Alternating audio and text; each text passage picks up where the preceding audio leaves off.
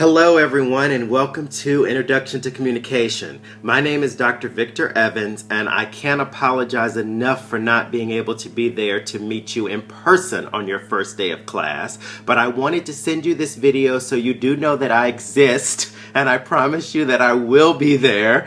But I at least wanted to spend only 5 minutes of your time just going over your syllabus, so there are some things that you can make sure you understand, because that's what I normally do on the first day of class, so this should be no different. So let's start with the syllabus.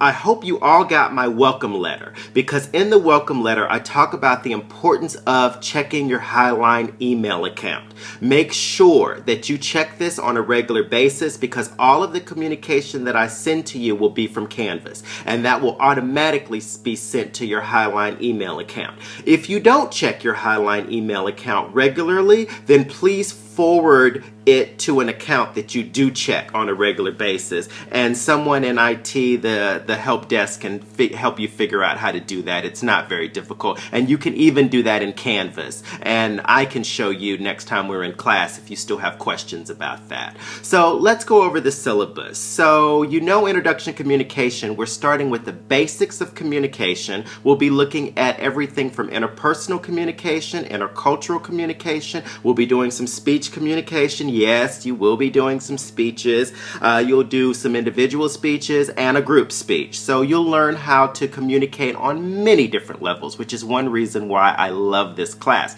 So there are two texts for the class. One of them is Think Communication, and the other one is Say This, Not That to Your Professor, which is actually written by Ellen Brennan, who is a faculty member at Highline. So it's a very fun text. We'll have a lot of fun doing impromptu speeches with that text.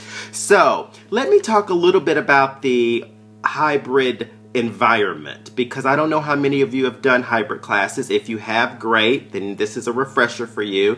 But if you haven't done a hybrid class, I want to let you know you'll be doing a lot of work to complement what we're doing in class via your Canvas, and going on looking at your PowerPoints, going on reading your text. All of your assignments will be submitted, obviously other than speeches, will be all submitted via Canvas. So you do need to be familiar with Canvas. If you aren't familiar with Canvas, then please, there are many tutorials you can do. I can show you how to do them. There's the help desk that can help you with them as well. But you will need to be proficient on Canvas in order to do well in this class, because you need to come to class prepared. That means I'm not going over your PowerPoints in class. I'm not going over the text word for word in class.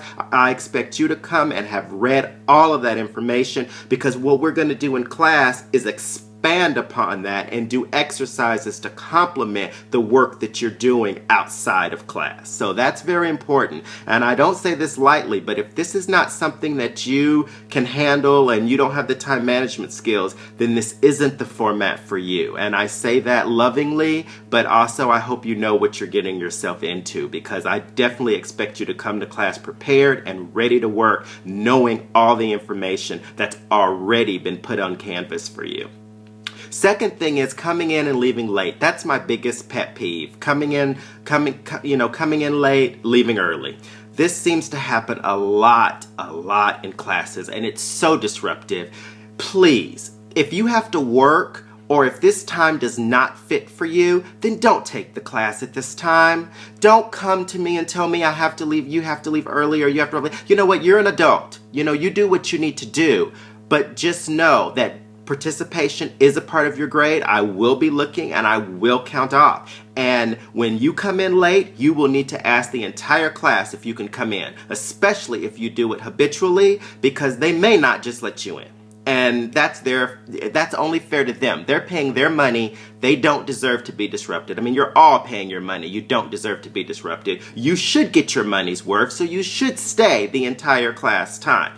So I really don't want to have to bring this up again. That's why I bring it up now. But don't make appointments. Don't schedule work. I know emergencies happen. Those kind of things we can deal with. Just email me and let me know.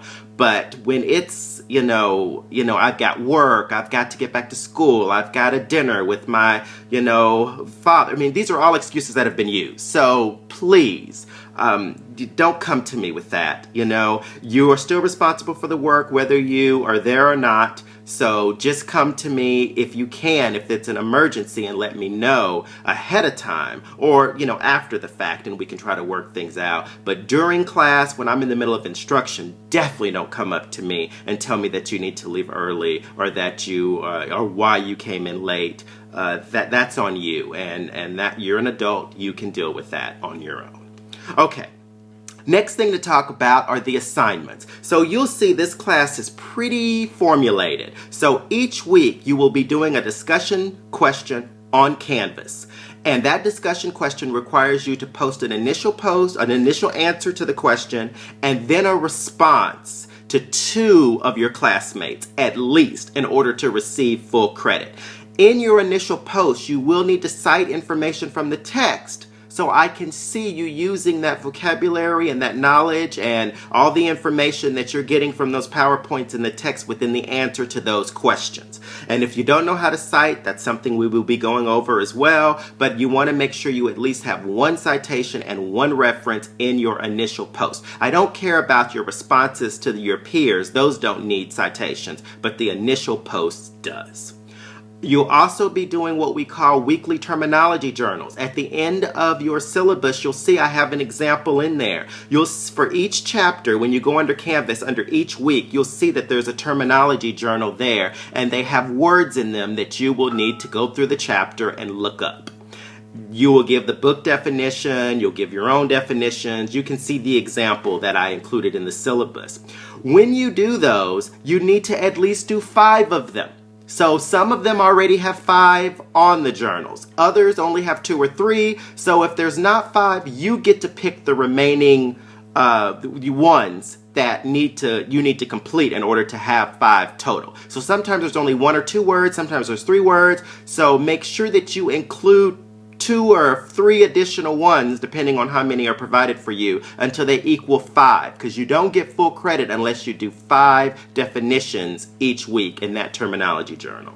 The other thing you'll be doing each week are the bi-weekly learning journals, and those differ. Some of them will be movie critiques, some of them are looking at TV shows, some of them are just writing some of your experiences.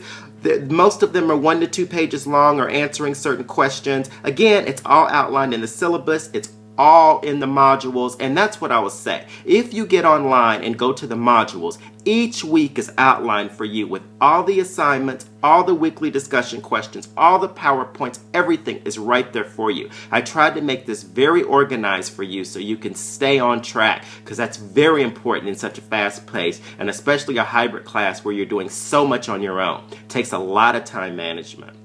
Again, thank you for your time. I don't want to keep you. Go over that syllabus. Make sure if you have any questions, you email me. I will get back to you.